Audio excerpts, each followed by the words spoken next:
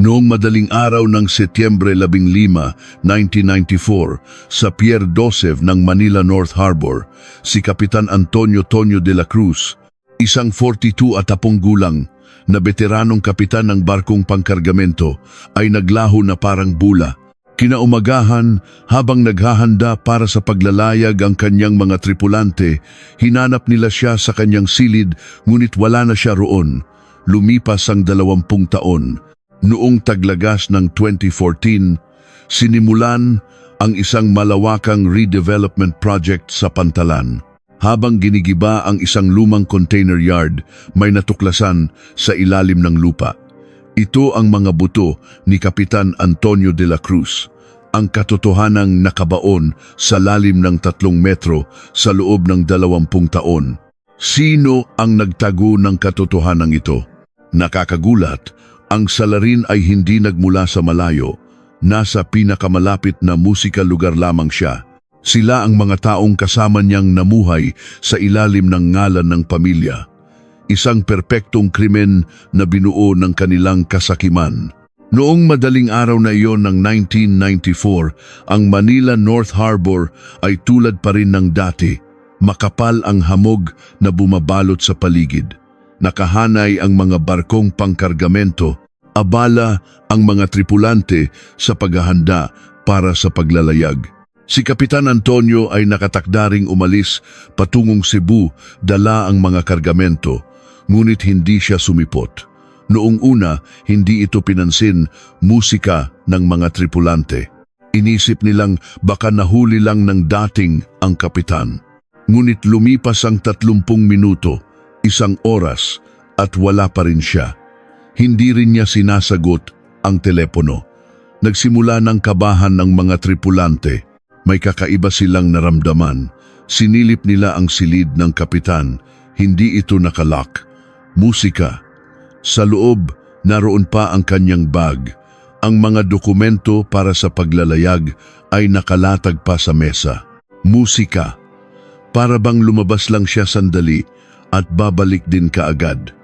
Musika, ngunit hindi na bumalik ang kapitan. Ipinagbigay alam ito sa kumpanya. Tumawag din sila sa kanyang pamilya. Musika. Ang kanyang asawang si Maria Santos ay dali-daling pumunta sa Pantalan. Humahagulgol niyang sinabi na umalis ang kanyang asawa tulad ng dati. Mga 4:00 raw iyon ng madaling araw. Wala naman daw siyang napansing kakaiba. Musika. Dumating ang mga pulis. Isang missing person report ang inihain. Nagsimula ang investigasyon. Ang buong Pantalan ay hinalughog. Ginalugad ang paligid ng pier. Ngunit walang anumang bakas na natagpuan. Si Kapitan Antonio ay tila naglaho na lamang. Sinuri ang mga CCTV. Noong panahong iyon, iilan lamang ang kamera sa Pantalan at malabo pa ang kuha. Mga 4:20 ng madaling araw, may malabong imahe ng kapitan na pumapasok sa Pantalan. Pagkatapos noon, wala na. Para siyang naglaho sa hangin. Sinuri ng mga investigador ang iba't ibang posibilidad. Maaaring nagpakamatay siya. Ngunit wala siyang motibo. Si Kapitan Antonio ay may matatag na kabuhayan. Kilala siyang may masayang pamilya. Wala rin siyang anumang problemang pangkaisipan tulad ng depresyon. Isinaalang-alang din ang posibilidad ng kidnapping. Ngunit walang anumang tawag na humihingi ng ransom. Wala ring kinalaman sa anumang sindikato. Si Kapitan Antonio ay isang ordinaryong padre de pamilya. Imposibleng mayroon siyang kaaway. May posibilidad din ng aksidente. Baka nahulog siya sa dagat. Ngunit musika, hindi natagpuan ang kanyang bangkay. Nagsagawa ng search and rescue operation ang Philippine Coast Guard, ngunit musika, wala silang nakuha. Kahit na kinwenta ang agos ng tubig, hindi nila matukoy kung saan maaaring lumutang ang bangkay. At lumipas ang panahon. 1 taon, 2 taon, 3 taon. Ang kaso ng pagkawala ni Kapitan Antonio ay unti-unting nalimutan. Itinuring itong isang cold case. Ang kanyang pamilya ay naiwang nagluluksa. Si Maria Santos ay mag-isang pinalaki ang 2 anak. Malaki raw ang naitulong ng kanyang nakababatang kapatid na lalaki, ngunit ang katotohanan ay hindi naglaho. Ito ay nakabaon sa ilalim ng lupa, musika, tahimik sa loob ng 20 taon. Hanggang sa noong 2014, musika ang katahimikang iyon ay nabasag. Nagsimula ang redevelopment ng pantalan. Ang lumang container yard ay kasama sa mga gigibain, musika. Nagsimulang maghukay ang mga heavy equipment. At doon na nga, may napansin ang isang trabahador. May mga piraso ng buto na lumabas mula sa lupa. Noong una, inakala nilang buto ng hayop, ngunit musika. Nang suriing mabuti, buto ito ng tao. Muling dumating ang mga pulis. Dumating din ang team mula sa PNP, Scene of the Crime Operatives, SOCO. Sinimulan ang masusing paghuhukay. Sa lalim na 3 metro, isang kumpletong kalansay ang natagpuan. Kasama nito ang ilang gamit, isang lumang relo, bakal ng sinturon at isang gintong singsing. Lumabas ang resulta ng DNA analysis. Ang kalansay ay walang iba kundi si Kapitan Antonio de la Cruz. Natagpuan siya matapos ang 20 taon. Sinuri ng mga forensic expert ang kalansay. Isang kritikal na bakas ang nakita sa bungo. Isang bali na dulot ng pagpalo ng isang matigas at mabigat na bagay. Pinatay siya. Ang kaso ay pumasok sa isang bagong yugto. Ang dating missing person case ay naging isang murder case. Isang bagong grupo ng investigador ang binuo. Muling binuklat ang mga dokumento mula 20 taon na ang nakalipas. Muling ipinatawag ang mga taong inimbestigahan noon. Kasama sa kanila ang asawang si Maria Santos at ang kanyang kapatid, si Paulo Santos. Inulit nila ang kanilang mga testimonya tulad ng sinabi nila 20 taon na ang nakalipas. Wala raw silang alam. Ngunit ngayon, iba na ang titig, musika ng mga investigador. Hindi na nila ito palalampasin dahil mayroon na silang isang matibay na ebidensya. Ang lokasyon kung saan ibinaon ang kalansay, ang container yard, na iyon ay isang espesyal na lugar. Hindi ito basta-basta mapapasok ng ordinaryong tao. Kakaunti lamang ang nakakaalam ng layout ng lugar na iyon. At noong 1994, ang taong namamahala sa container yard na iyon ay walang iba kundi ang kapatid ni Maria Santos, musika si Paulo. Ano nga ba ang nangyari kay Kapitan Antonio noong madaling araw na iyon? Sino ang nagbaon sa kanya sa ilalim ng lupa? At bakit ang mga pinakamalapit sa kanya ang pinaghihinalaan? Ngayon, isa-isa nating aalamin ang nakagigimbal na katotohanan. Bahagi para sa mga manonood. Bago natin simulan ang kwento, sandali lang po. Musika. Ang pagpindot sa subscribe at like button ay malaking tulong sa amin para magpatuloy sa pagkukwento. At musika. Pakisabi po sa comment section kung saang lugar ninyo pinapakinggan ang kuwentong ito. Babatiin ko po kayo isa-isa. Ang huling araw ni Kapitan Antonio de la Cruz ay nagsimula ng normal. Miyerkules, Setyembre 14, 1994. Gumising siya ng alas 7 ng umaga. Gaya ng dati, kumain siya ng almusal na inihanda ng kanyang asawa, sinangag at itlog. Sa hapagkainan, nag-usap sila ni Maria tungkol sa iba't ibang bagay, ang grades ng kanilang panganay na anak. Tumaas daw ang marka sa math ng kanilang anak na nooy nasa 2 taon ng high school. Ikinatuwa ito ni Kapitan Antonio. Nasa hapagkainan din ang kanilang bunsong anak na babae na nasa grade 5. Isang ordinaryong umaga sa isang ordinaryong pamilya. Walang sino man ang nakakaalam na yon na pala ang kanilang huling pagsasalo-salo. Pumasok si Kapitan Antonio sa kanyang opisina sa isang shipping company sa Maynila. Nanananghalian siya kasama ang kanyang mga kasamahan. Nag-order daw sila ng pansit canton mula sa isang kalapit na karinderya. Ayon sa testimonya ng kasamahan niyang si Ramon Garcia, normal na normal daw ang kilos ni Kapitan Antonio. Nagbibiro pa raw ito at tumatawa. Sa hapon, inihanda niya ang mga kailangan para sa paglalayag kinabukasan. Sinuri niya ang listahan ng mga kargamento. Papunta sila sa Cebu, lulan ang mga pyesa ng makina at mga bakal. Tinapos niya ang mga papeles. Maayos ang lahat. Umuwi siya ng alas 5 ng hapon. Pauwi na sana siya, ngunit hindi siya dumiretso. Sumama muna siya sa kasamahan niyang si Boyet sa isang maliit na inuman malapit sa Pantalan. Uminom daw sila ng ilang bote ng serbesa.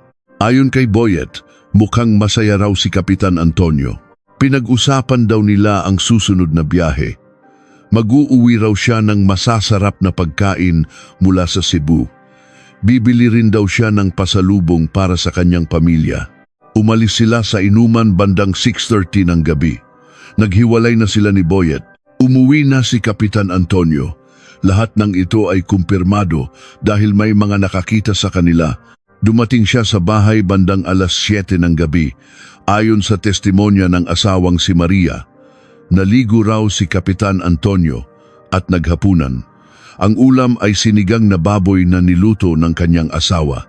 Pagkatapos maghapunan, nanood daw sila ng telebisyon. Nakinig ng balita. Nakipag-usap din siya sandali sa kanyang mga anak. Sinabihan niya ang panganay na mag-aral mabuti. Hinaplos din niya ang buhok ng kanyang bunsong anak. Bandang alas 10 ng gabi, may tumawag sa telepono para kay Kapitan Antonio. Si Maria ang sumagot. Ang kanyang kapatid, si Paulo. Gusto raw nitong makausap ang kapitan. Ibinigay ni Maria ang telepono sa asawa. Kinuha ito ni Kapitan Antonio. Walang nakakaalam sa pinag-usapan nila. Pumasok kasi ang kapitan sa silid para kausapin ito. Tumagal ng 10 minuto ang tawag. Pagkatapos, lumabas si Kapitan Antonio at sinabi sa asawa, "Bago ako umalis bukas ng madaling araw, dadaanan ko muna si Paulo. Sa may Pantalan daw sila magkikita." Walang anumang pagdududa si Maria at pumayag. Natulog sila bandang alas 11. Isang mapayapang gabi para sa buong pamilya. O iyon ang akala ng lahat. Kinaumagahan, 3:00 ng madaling araw, tumunog ang alarm. Bumangon si Kapitan Antonio, naghilamos at nagbihis. Gumising din ang kanyang asawa. Naghanda ito ng mabilis na almusal, tinapay at gatas. Nagmamadaling kumain si Kapitan Antonio. Maikli lang ang oras niya, bandang 4:10 ng madaling araw, umalis na siya. Hinatid siya ng asawa hanggang sa pintuan. "Ingat ka," sabi nila sa isa't isa, "iyon na ang huli." Ang huling pagkakataon na nakita ni Maria ang kanyang asawa. Minaneho ni Kapitan Antonio ang kanyang kotse papunta sa Pantalan. Mga 20 minuto lang ang biyahe mula sa kanilang bahay. Walang traffic dahil madaling araw. Mabilis siyang makakarating dapat. Nakunan ng CCTV sa gate ng Pantalan ang kanyang sasakyan. 4:27 ng madaling araw. Isang itim na Toyota Corolla. Dahan-dahang pumasok ang sasakyan sa loob. Papunta sa direksyon ng Pier 12. Ngunit walang record na nakarating ang sasakyang iyon sa mismong pier. Ayon sa gwardiya sa parking lot ng pier, hindi raw niya nakita ang kotse ni Kapitan Antonio. Kakaiba. Malinaw na pumasok siya sa loob ng Pantalan. Malawak ang Pantalan, maraming daan. May daan papuntang pier, may daan papuntang container yard. Madilim at kakaunti ang tao. Ang mga CCTV ay nasa mga pangunahing lugar lamang. Hindi nito kayang sakupin ang lahat ng sulok. Maraming blind spot. Ang kotse ni Kapitan Antonio ay tila naglaho sa isa sa mga blind spot na iyon. Sumapit ang alas 5 ng umaga, oras na para maghanda sa paglalayag. Nagsimula nang magdatingan ang mga tripulante sa barko. Ngunit wala ang kapitan. Nagtaka sila. Hindi kailanman nalilate si Kapitan Antonio. Lumipas ang 5:15. Wala pa rin siya. Nagsimula nang magbulungan ang mga tripulante. Tinawagan nila siya ngunit hindi sumasagot. Kakaiba talaga. 5:30, pinuntahan ng mga tripulante ang kanyang silid. Hindi ito nakalock. Pumasok sila. Naroon pa ang bag niya sa mesa. Nakalatag ang mga papeles. Para bang babalik din siya kaagad. Pero hindi na siya bumalik. Lalong kinabahan ng mga tripulante. May masama silang kutob. Sumapit ang 6:00. Tumawag sila sa kumpanya. Inireport na nawawala ang kapitan. Agad na nagsagawa ng paghahanap ang kumpanya. Tinulungan sila ng ibang mga marino. Ginalugad nila ang buong pantalan. Sinuri ang mga parking lot. Natagpuan nila ang kotse ni Kapitan Antonio. Nakaparada malapit sa container yard. Mga 300 metro ang layo mula sa Pier Dolev. Bakit doon siya nagpark? Sinilip ang loob. Walang kakaiba. Ang susi ay nasa ignition pa. Walang bag o anumang personal na gamit. Tila bumaba si Kapitan Antonio at naglakad papunta sa kung saan. Bandang 7:00, formal nang ipinagbigay alam sa pulisya. Itinuring itong isang missing person case. Dumating ang mga investigador mula sa Manila Police District. Nagsimula ang investigasyon. Unang sinuri ng pulisya ang sasakyan. Kumuha sila ng mga fingerprint. Tanging mga fingerprint lamang ni Kapitan Antonio ang nakuha. Walang bakas ng ibang tao. Malinis ang loob ng kotse. Walang anumang senyales ng gulo. Binuksan din ang trunk. Wala ring laman. Normal ang kondisyon ng sasakyan. Walang dugo o anumang kahina-hinalang bagay. Walang forensic evidence. Ginalugad ang buong pantalan, lalo na ang paligid ng pier. Baka nahulog sa tubig. Sumali na rin ang Philippine Coast Guard. Sinuyod ng mga divers ang ilalim ng dagat. 2 araw itong tumagal. Ngunit wala silang natagpuan. Walang bangkay, walang personal na gamit. Si Kapitan Antonio ay parang naglaho na lang. Sinimulan ng mga investigador na kausapin ang mga taong malapit sa kanya. Unang ipinatawag ang pamilya. Dumating si Maria Santos sa istasyon ng pulis. Namamaga ang kanyang mga mata. Halatang magdamag siyang umiyak. Hindi raw niya maintindihan kung bakit nawala ang kanyang asawa. Wala raw itong ipinagbago. Mabait daw itong tao, masipag at tapat sa pamilya. Tinanong kung may problema ba sila sa pera. Umiling si Maria. Wala raw silang utang at maayos ang kita ng asawa. Wala rin daw itong bisyo. Hindi raw ganoong tao ang asawa niya. Tinanong kung may ibang babae. Mariing itinanggi ni Maria. Hinding-hindi raw iyon magagawa ng asawa niya. Sa loob ng 15 taon nilang pagsasama, hindi raw niya ito pinagdudahan. Tinanong kung may kaaway. May nakaaway ba? Nag-isip sandali si Maria at umiling. Mahinahon daw ang kanyang asawa at hindi pala away. Tinanong tungkol sa tawag noong gabi bago siya mawala. Ano ang pinag-usapan nila ng kapatid niyang si Paulo? Hindi raw niya alam. Nag-usap daw sila sa loob ng silid. Ano ang itsura ng asawa niya pagkatapos ng tawag? Tulad pa rin daw ng dati. Walang bakas ng pag-aalala. Sinabi lang daw nitong magkikita sila sandali ng kapatid niya bago umalis. Ipinatawag din si Paulo Santos. Siya ay 35 taong gulang noon. Nagtatrabaho siya sa isang kumpanya na namamahala sa container yard ng Pantalan. Malapit daw sila ng kanyang bayaw na si Antonio. Halatang kinakabahan si Paulo. Nagulat daw siya sa balita. Hindi raw siya makapaniwala. Mabait daw na tao ang bayaw niya at bakit ito mangyayari? Tinanong tungkol sa tawag. Bakit siya tumawag? Wala lang daw. Nalaman lang daw niyang aalis ang bayaw niya, kaya kinumusta niya. Totoo bang magkikita kayo ng madaling araw? Sandaling natigilan si Paulo, pagkatapos ay tumango. Oo raw, magkikita sila sandali sa Pantalan. Bakit sa madaling araw pa? Magpapahiram daw siya ng pera, sabi ni Paulo. Kailangan daw ng bayaw niya. Mga 50,000 piso raw. Pumunta ka ba sa tagpuan ninyo? Tanong ng investigador. Umiling si Paulo. Hindi raw siya nakapunta. Hindi raw siya nagising. Hindi raw niya narinig ang alarm. Tinawagan mo ba siya? Tanong ulit. Tumawag daw siya mamaya-maya, pero hindi na ito sumasagot. Kaya inisip na lang niyang sa ibang araw na lang magkita. Nagduda ang mga investigador.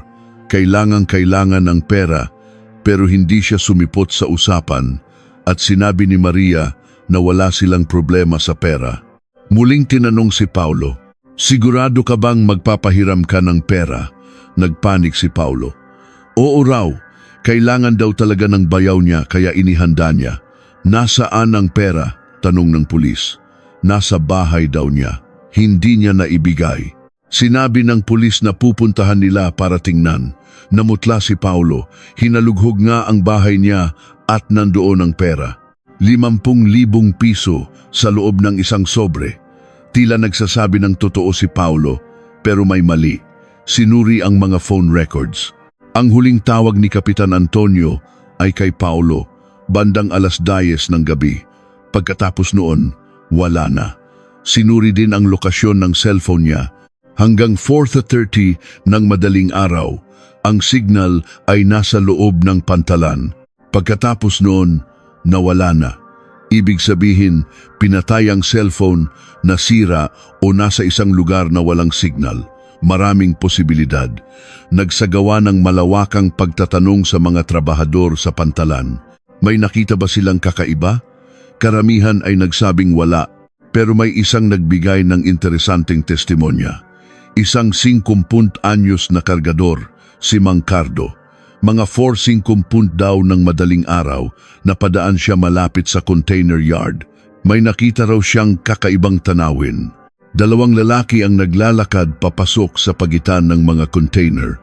Ang isa ay kamukha raw ni Kapitan Antonio, ang isa naman ay mas bata. Natuwa ang mga investigador, maaaring ito na ang susi. Anong itsura nila? Tanong nila. Madilim daw, kaya hindi niya nakita ng malinaw. Pero ang isa ay matangkad at malaki ang katawan, tulad ni Kapitan Antonio. Ang isa ay mas maliit at payat. Magkasama silang naglalakad, hindi naman daw mukhang nag-aaway. Natural lang daw ang kanilang paglakad. Parang nag-uusap pa. Anong nangyari pagkatapos? Tanong ng pulis. May trabaho pa raw si Mang Cardo, kaya nilagpasan na lang niya. Hindi niya pinansin dahil karaniwan lang naman iyon sa pantalan. Mahalaga ang testimonya ni Mang Cardo. Patunay na may nakipagkita si Kapitan Antonio at posibleng si Paulo iyon. Muling ipinatawag si Paulo. Sigurado ka bang hindi ka pumunta sa pantalan? Giit ng pulis. Hindi raw. Natutulog daw siya sa bahay. May alibi ka ba? Natigilan si Paulo. Mag-isa siyang nakatira. Walang makapagpapatunay. Paulit-ulit lang niyang sinabing natutulog siya. Hindi nawala ang pagdududa ng mga investigador, pero wala silang matibay na ebidensya. Hindi sapat ang testimonya ng isang testigo na hindi naman nakita ang mukha. Nahirapan ang investigasyon. Walang malinaw na lead. Si Kapitan Antonio ay parang naglaho na lang talaga. Walang bangkay, walang ebidensya. Nawalan ng pag-asa ang pamilya. Araw-araw, pumupunta si Maria sa istasyon ng pulis. Nagmamakawang hanapin ang kanyang asawa. Ang mga anak nila ay laging nagtatanong kung kailan babalik ang kanilang ama. Walang maisagot si Maria. Lumipas ang 1 buwan. Sinuri ng pulisya ang lahat ng anggulo. Suicide, aksidente, kidnapping, murder. Pero walang kumpirmado. Kulang sa ebidensya. Nagpatuloy ang paghahanap sa dagat. Pero wala talagang mahanap, baka hindi talaga siya nahulog sa dagat. Muling hinalughog ang buong pantalan, pati ang container yard, doon sa lugar na sinabi ni Mang Cardo. Pero wala silang nakitang kakaiba. Sinilip din ang loob ng mga container. Daan-daan ng mga ito, imposibleng buksan lahat. Marami ang selyado at may lamang kargamento. Naramdaman ng mga investigador na kulang sila sa tao. Marami pa silang ibang kaso. Hindi sila maaaring mag-focus lang dito. Unti-unting humina ang investigasyon. Lumipas ang 3 buwan. Nawala na rin ang atensyon ng media. Noong una, malaking balita ito. Pero sa paglipas ng panahon, nalimutan na. Mas napansin ang mga bagong kaso. Kinailangan ni Maria na mag-isang itaguyod ang 2 anak. Nahirapan sila sa pera. Nawala ang sahod ng kanyang asawa, may kaunting tulong mula sa kumpanya pero hindi sapat. Tumulong ang kanyang pamilya, lalo na ang kapatid niyang si Paulo. Nag-aabot ito ng pera. Tumutulong sa pag-aaral ng mga bata. Laging nagpapasalamat si Maria sa kapatid. Lumipas ang 1 taon. Ang pagkawala ni Kapitan Antonio ay nanatiling isang misteryo. Itinigil na ang investigasyon. Minsan, may mga bagong impormasyon pero laging bigo. Pinag-isipan ni Maria na ideklarang patay na ang kanyang asawa. Sa ilalim ng batas, kailangan ng 7 taon bago madeklara itong presumed dead, pero napakahirap maghintay. May issue rin sa insurance. May life insurance si Kapitan Antonio. Ang halaga ay 5 milyong piso, ngunit dahil walang bangkay, hindi ito makukuha. Inimbestigahan din ito ng insurance company. Tiningnan nila ang posibilidad ng suicide o insurance fraud, pero walang ebidensya. Si Kapitan Antonio ay isang ordinaryong tao, walang kahina-hinala. Lumipas ang 2 taon. Nagsimulang magtrabaho si Maria bilang part-time cashier sa isang grocery. Kailangan niyang kumita. Lumalaki na ang mga anak niya. Ang panganay ay high school na. Dala-dala niya ang bigat ng pagkawala ng ama. Bumagsak ang kanyang mga grado, hindi makapag-focus. Ganoon din ang bunsong anak. Naging tahimik ito. Si Paulo ay patuloy na tumutulong sa pamilya ng ate niya. Regular siyang nagpapadala ng pera. Tuwing may okasyon, malaki ang ibinibigay niya. Sabi ni Maria, hindi raw niya kakayanin kung wala ang kapatid. Lumipas ang 3-4 na taon. Ang kaso ni Kapitan Antonio ay tuluyan nang nalimutan. Nasa mga police records na lang ito. Lumipas ang 5 taon. Nagsimula nang sumuko si Maria. Tinanggap na niyang hindi na babalik ang kanyang asawa. Inihanda niya ang mga papeles para sa presumption of death. Sa loob ng panahong iyon, umasenso si Paulo. Na-promote siya sa trabaho. Lumaki ang kita niya. Mas malaki na ang naitutulong niya sa pamilya ng ate niya. Lumipas ang 7 taon, taong 2001, nag-file si Maria sa korte para ideklarang presumed dead ang kanyang asawa. Umusad ang proseso. Matapos ang takdang panahon, idineklara ng korte na legal nang patay si Kapitan Antonio de la Cruz.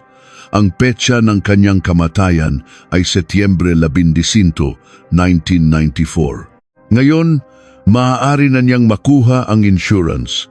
Muling nag-imbestiga ang insurance company pero wala pa ring basehan para magduda. 7 taon na ang lumipas at hindi pa rin lumilitaw ang kapitan. Ibinigay ang insurance money, 5 milyong piso. Malaking pera ito para kay Maria. Nabayaran niya ang mga utang. Nakapag-ipon para sa pag-aaral ng mga anak. Nakabili rin siya ng isang maliit na bahay. Si Paulo naman ay guminhawa na rin. Nagsimula siya ng sariling negosyo, logistics. Ginamit niya ang mga koneksyon niya sa pantalan. Naging matagumpay ito. Lumipas ang 10 taon, taong 2004. Ang kaso ni Kapitan Antonio ay naging parte na ng nakaraan. Ang kanyang pamilya ay may bagong buhay na. Ang panganay ay nasa kolehiyo na. Ang bunso ay high school na. Ngunit ang katotohanan ay hindi naglaho. Nakabaon lang ito sa isang lugar, tahimik. At makalipas ang 13 taon, ang katahimikang iyon ay mababasag.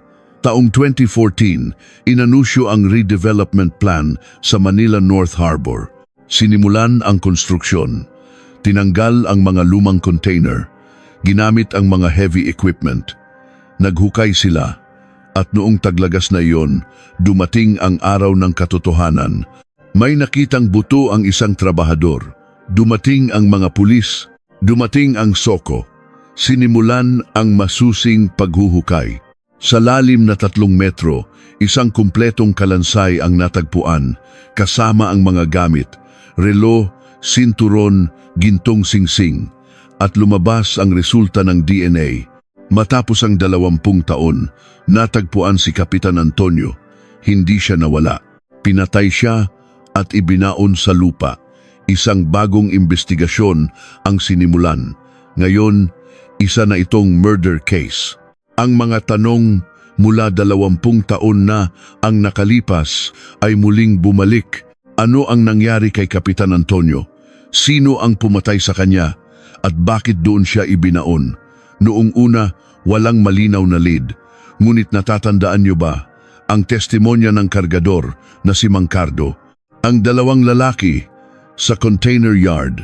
Ang maliit na butil ng impormasyong iyon pagkatapos ng 20 taon ay magbubunyag ng katotohanan. Ang kalansay mula sa ilalim ng lupa. Ngayon, ang siyensya na ang magsasalita. Kasabay ng nakagigimbal na pagkatuklas, ang buong katotohanan ay malalantad. Oktubre 17, 2014, muling binalot ng tensyon ang Manila North Harbor. Kumalat ang balita tungkol sa pagkatuklas sa kalansay ni Kapitan Antonio. Dumagsa ang media, dumating ang SOCO, maingat na kinuha ang kalansay mula sa lalim ng 3 metro. Halatang sinadya itong ibaon ng malalim.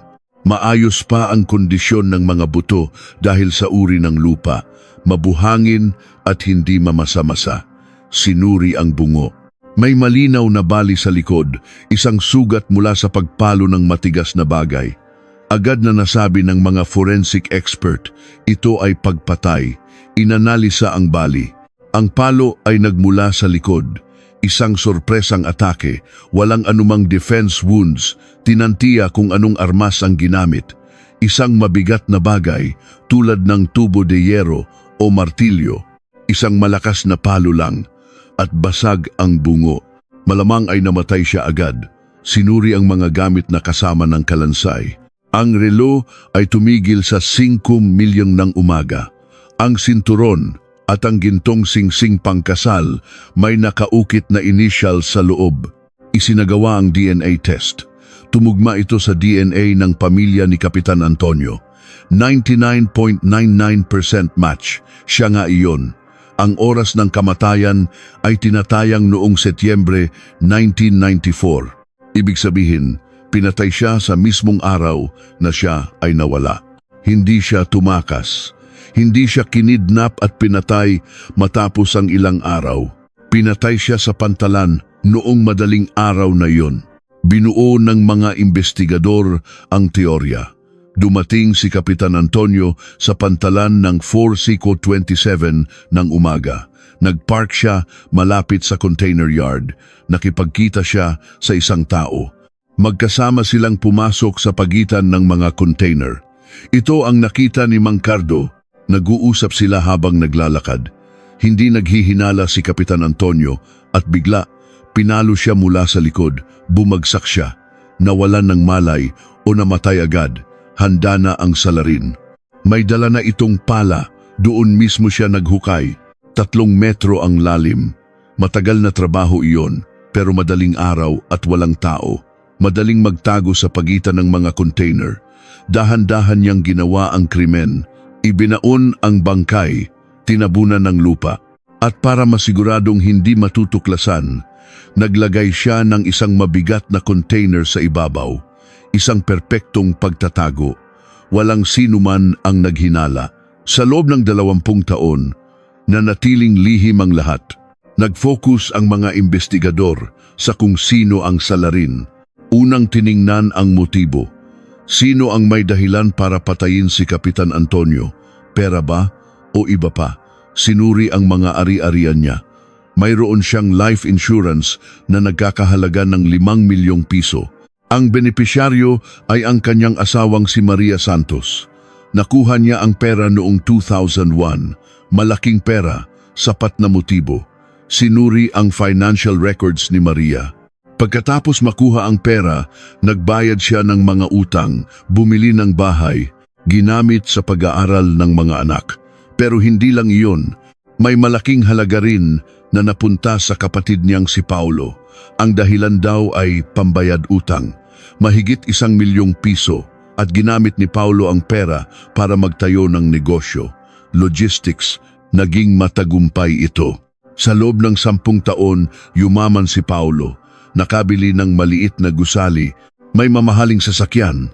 Nagduda ang mga investigador, si Maria at Paulo. Ang insurance money ang motibo at si Paulo may access sa crime scene. Siya ang namamahala sa container yard. Alam niya kung saan itatago ang bangkay. Siya ang perpektong suspek. Unang ipinatawag si Maria. Nasa 50s na siya. Nagulat daw siya sa balita. Nang tanungin kung ano ang masasabi niyang pinatay ang asawa niya, umiyak siya. Hindi raw siya makapaniwala. Tinanong tungkol sa insurance. Totoo bang nakakuha siya ng 5 milyon? Oo raw. Legal daw niyang nakuha. Saan niya ginastos? Pambayad utang daw sa kapatid. Magkano? Mga 1 milyon at kalahati daw. Malaki raw kasi ang naitulong ng kapatid niya mula nang mawala ang asawa niya. Ipinatawag din si Paulo. Nasa 50s na rin siya. Mukhang negosyante. Seryoso ang mukha. Nagulat din daw siya. Hindi raw niya akalaing ganoon ang sinapit ng bayaw niya. Muling tinanong tungkol sa tawag noong gabi bago ang krimen. Inulit niya ang dating sinabi, magpapahiram siya ng pera. Talaga bang 50,000? Oo raw, kailangan daw ng bayaw niya, pero hindi sila nagkita. Saan ang tagpuan ninyo? Malapit daw sa container yard. Doon daw kasi siya nagtatrabaho. Sigurado ka bang hindi ka pumunta doon? Muling tanong ng pulis. Hindi raw siya nagising, pero may ipinakita ang pulis. Ang record ng cell site. Noong madaling araw na iyon, 4:05 ng umaga, ang cellphone ni Paulo ay nagsignal malapit sa pantalan. Namutla si Paulo. Hindi makapagsalita. Nasa pantalan ka. Bakit ka nagsisinungaling? Giit ng investigador. Pagkaraan ng mahabang katahimikan, umamin siya. Pumunta raw siya, pero hindi raw niya nakita ang bayaw niya. Hindi raw ito dumating. Naghintay daw siya ng 30 minuto. Pagkatapos ay umuwi na. Hindi raw niya alam na may nangyari na pala. Bakit hindi niya ito sinabi sa pulis noon? Natakot daw siyang pagbintangan. Hindi naniwala ang mga investigador. Nagsinungaling siya. At nasa crime scene siya. Muling sinuri ang mga lumang CCTV gamit ang bagong teknolohiya. Luminaw ang malabong imahe. At may nakitang nakagugulat, 4:00 ng umaga. Sa entrance ng container yard, may 2 tao, isang matangkad, si Kapitan Antonio, at isang mas maliit, si Paulo. Magkasama silang pumasok sa pagitan ng mga container. Tugma sa sinabi ni Mang Cardo. At ang mas nakakagulat, makalipas ang 1 oras, isa na lang ang lumabas, ang mas maliit na lalaki. Si Paulo, nag-iisa siyang lumabas at nawala. Kumbinsido na ang mga investigador. Si Paulo ang salarin, kumuha sila ng arrest warrant. Inaresto si Paulo sa kanyang opisina. Hindi ko ginawa iyan. Wala akong kasalanan, sigaw niya. Ngunit pinusasan na siya. Sa interogasyon, patuloy siyang tumanggi. Ipinakita sa kanya ang CCTV. Natulala siya. Pagkaraan ng mahabang katahimikan, umamin siya. Nagkita raw sila, pero hindi raw niya pinatay. Nag-usap lang daw sila tungkol sa pera. Ibinigay daw niya ang 50,000, pagkatapos ay naghiwalay na sila. Pumunta raw sa barko ang bayaw niya at siya naman ay umuwi. Bakit walang kuha ng CCTV na lumabas ang bayaw mo? Tanong ng pulis. Baka raw sa ibang daan dumaan, pero masyadong malabong dahilan at mayroon pang isang matibay na ebidensya. Ang lugar kung saan natagpuan ang kalansay ay ang mismong lugar na pinamamahalaan ni Paulo. Nagkataon lang daw, pero patuloy na lumalabas ang mga ebidensya. Hinalughog ang bahay ni Paulo. May nakitang isang lumang pala, kumuha ng soil sample. Tumugma ito sa lupa kung saan natagpuan ang kalansay. Siya ang naghukay. Wala na siyang lusot. Yumuko si Paulo at nagsalita siya. Hindi lang ako ang may gawa niyan, sabi niya. Inutusan lang ako ng ate ko. Gulat ang lahat sa loob ng interrogation room. Ang kapatid niyang si Maria ang mastermind. Lahat daw ay plano niya. Ayon kay Paulo, tinawagan daw siya ng ate niya noong Setyembre 1994. Nag-alok daw ito. Papatayin natin si Antonio at paghahatian natin ang insurance money. Noong una, tumanggi raw siya, pero kinumbinsi raw siya ng ate niya. 5 milyong piso. Kailangan din daw niya ng pera para sa negosyo, kaya pumayag siya. Ang ate raw niya ang nagplano ng lahat. Inutusan lang daw siyang tumawag sa bayaw niya gamit ang palusot na pera. Noong madaling araw na iyon, kinakabahan daw siya, pero tinutulak daw siya ng ate niya. Nang makita niya ang bayaw niya, hindi raw ito nagduda. pumasok sila sa pagitan ng mga container at doon pinalo niya ito sa likod gamit ang tubo de yero na itinago niya roon. Isang palo lang, bagsak na ito. Tiningnan niya ang pulso, patay na. Ibinaon niya ito sa hukay na ginawa niya noong gabi bago pa man, tinabunan ng lupa at pinatungan ng container. Ang kotse ng bayaw niya ay iniwan lang doon. Pagkatapos, tinawagan niya ang ate niya. Tapos na. Magaling, sabi raw nito. Pagkatapos noon, araw-araw daw siyang binabangungot, pero sinabihan daw siya ng ate niya na manahimik. Pagkalipas ng 7 taon, nakuha nila ang pera. Ibinigay daw sa kanya ang 1,000,000 at kalahati. Wala ba siyang konsensya? Noong una raw ay meron. Pero sa paglipas ng panahon at dahil sa pera, natabunan na ito. Muling ipinatawag si Maria. Ngayon, may arrest warrant na. Inaresto siya sa kanyang bahay. Kasalanan lahat iyan ng kapatid ko. Sinisiraan niya lang ako, sigaw niya. Sa interogasyon, mariin siyang tumanggi. Siya naman ang nagbintang sa kapatid. Baka raw may malaking utang si Paulo sa asawa niya, kaya niya ito pinatay. Pero wala siyang ebidensya. Nagturuan ng magkapatid. Si Paulo, sinabing ang ate niya, ang mastermind. Si Maria, sinabing si Paulo ang may gawa ng lahat. Kailangang malaman ng mga investigador kung sino ang nagsasabi ng totoo. Sinuri nilang muli ang lahat ng ebidensya. Ang phone records. Bago ang krimen, halos araw-araw silang magkausap ng matagal. Nagpaplano ang financial records ni Paulo. Nag-withdraw siya ng malaking halaga bago ang krimen. Panggastos sa paghahanda. At ang records ni Maria. Bago ang krimen, binago niya ang detalye ng insurance ng asawa niya. Kinumpirma niya kung magkano at paano ito makukuha kapag nawala. Malinaw na may plano siya. Isang kaibigan ni Maria ang tumestigo. Sinabi raw ni Maria sa kanya na parang masarap mabuhay nang walang asawa. Noong una, biro lang daw iyon. Pero ngayon, nakakatakot na. Ginamit ang pinakabagong teknolohiya para muling i-enhance ang CCTV. Nakita sa mas malinaw na imahe na si Kapitan Antonio ay may inaabot na sobre kay Paulo, hindi kabaligtaran. Muling nagsinungaling si Paulo. Sa huli, natagpuan ang murder weapon, ang tubo de yero, malapit sa kalansay. May bakas ito ng dugo ni Antonio at fingerprints ni Paulo. Wala na siyang takas.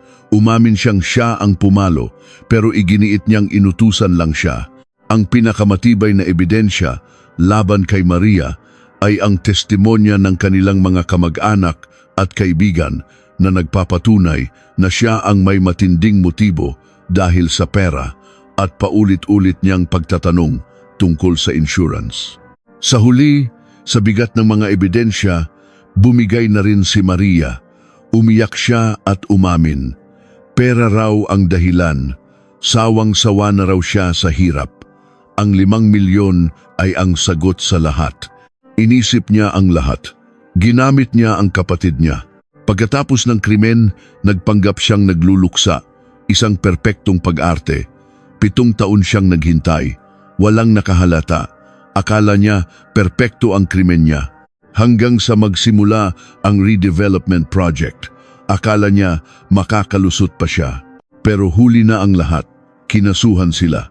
Si Maria ay kinasuhan ng parricide dahil asawa niya ang biktima at insurance fraud. Si Paulo ay kinasuhan ng murder at pagtago ng bangkay. Nagsimula ang paglilitis. Sa korte, umamin silang dalawa. Humingi ng tawad. Hinatulan si Maria ng reklusyon perpetua o habambuhay na pagkakakulong. Si Paulo naman ay hinatulan ng 25 taon na pagkakakulong. Sa huli, ang kasakiman ang nagwasak sa kanilang pamilya. Isang perpektong krimen na pinlano, ngunit ang katotohanan, kahit ibaon pa sa pinakamalalim na hukay, ay laging hahanap ng paraan upang lumabas sa liwanag. Pagtatapos, ang kwento ni Kapitan Antonio de la Cruz ay isang paalala sa mapanirang kapangyarihan ng kasakiman. Ang buhay na kinitil, ang pamilyang winasak, lahat dahil sa pera.